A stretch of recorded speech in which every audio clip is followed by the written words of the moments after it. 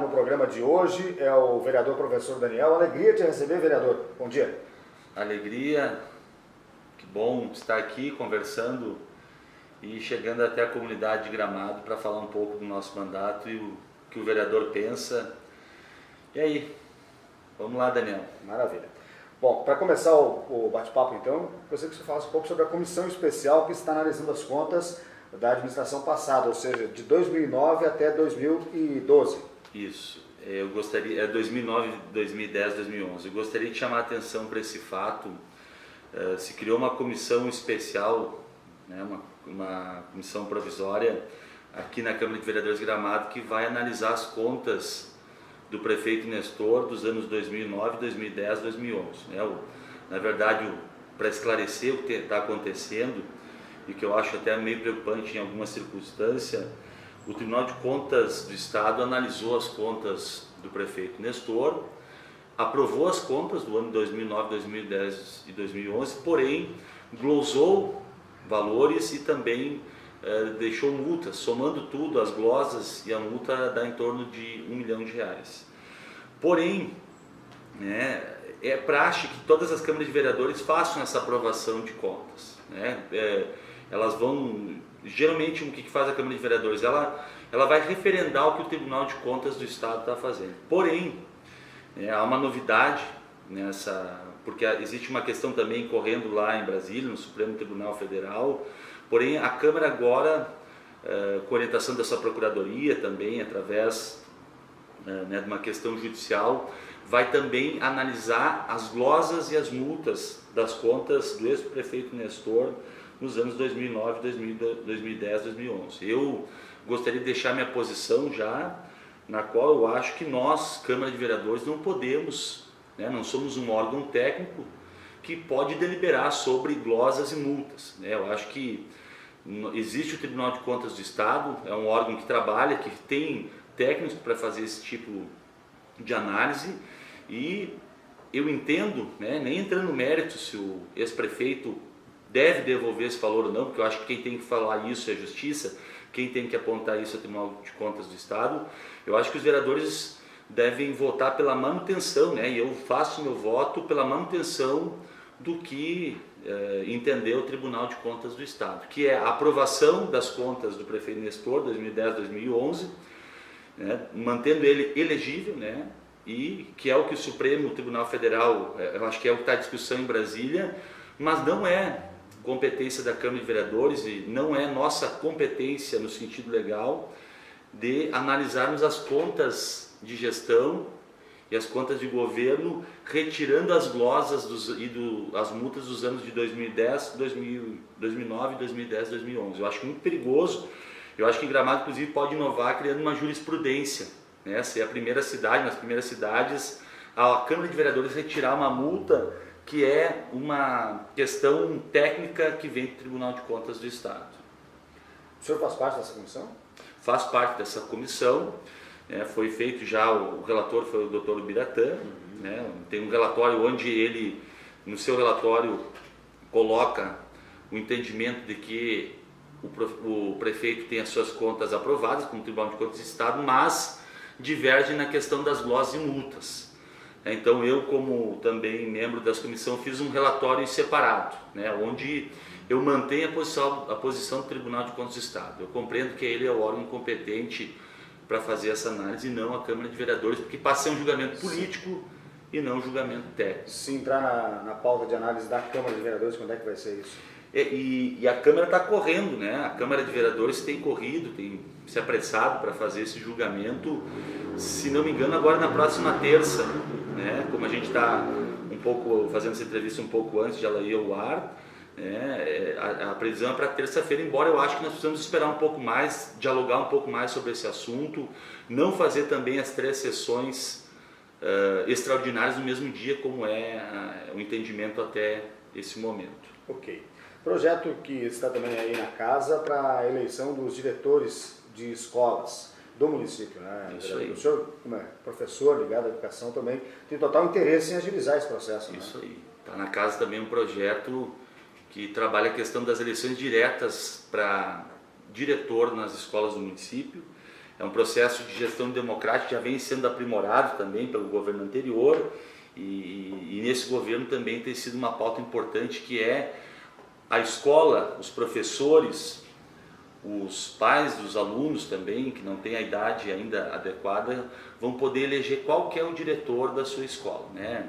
O processo tinha se dado por muito tempo por indicação do prefeito, muitos entendem ainda que tem que ser dessa forma, depois se criou uma lista tríplice, já foi uma transição para o que nós vamos ter agora, que é de fato uma eleição direta, onde se candidata o presidente, o diretor e vice-diretor, e pode se montar uma, duas, três, quantas chapas, né, se construir. O importante disso é que a comunidade também constrói esse processo, né? E a novidade que tem também aqui, que vai ter uma reeleição.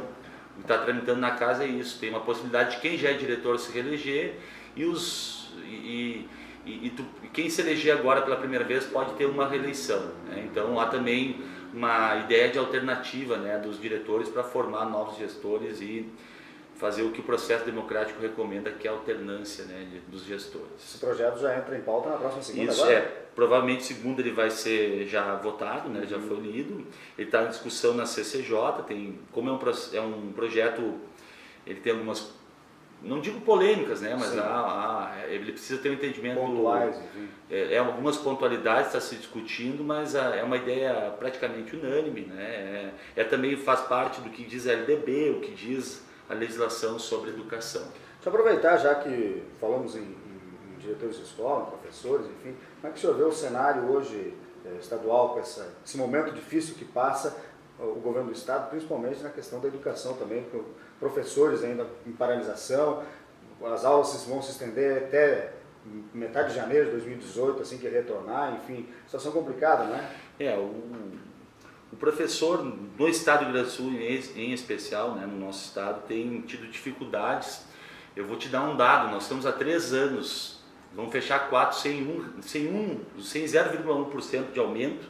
Então tu pega a inflação dos últimos 3 anos, a probabilidade, né, há um ajuste entre o governo federal e o governo estadual que tem como objetivo, né, sanar as contas do estado. Há um ajuste fiscal sendo construído que prevê mais 6 anos sem aumento salarial.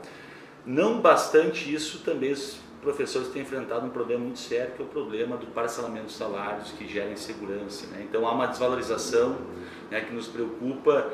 E aí as eleições de 2018 estão aí, nós precisamos ouvir de quem são os candidatos, quais, né, vão mostrar o que fizeram e o que vão fazer. Nós precisamos olhar para o futuro, não ficar, eu tenho dito isso muito também no município, no estado, no governo federal, a gente olha muito para o passado e fica o tempo todo se cutucando, oposição, situação, né, o colorado, gremista, né, só que nós precisamos olhar para o futuro, de que forma esses problemas irão ser resolvidos, né, mas eu não vejo, né, solução a não ser pela valorização dos educadores, né, o pagamento em dia, pelo menos uma política de compensação da inflação, é o mínimo que merece um trabalhador da educação hoje. Ok.